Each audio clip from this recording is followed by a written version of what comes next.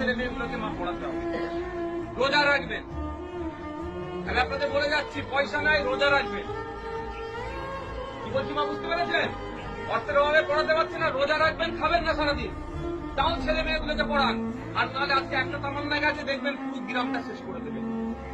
আমাদেরকে দিয়ে আমাকে মারাবে, বাইরের লোক আসবে না মারতে আমাকে দিয়ে আমার লোকই মারাবে, কারণ আমার শিক্ষা কম। আমার ছেলের হাতে লাঠি তুলে দিলে সহজ হবে।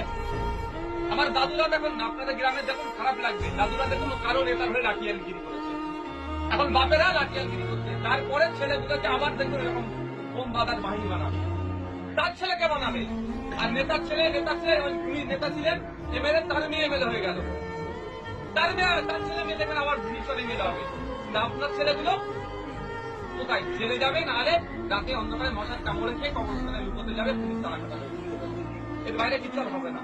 তাই অনুরোধ মায়েদের বলছি, রোজা রাখবেন, একবেলা খাবেন না, ছেলে মেয়েগুলোকে পড়ান, তাহলে সমাজ পরিবর্তন হবে, তাহলে মাথা তুলে বাঁচতে পারবে, নাহলে কুকুর বিড়ালের মতো জীবনযাপন হবে, এর বাইরে আর কিছু হবে না। কুকুর বিড়ালের মতো জীবনযাপন হচ্ছে।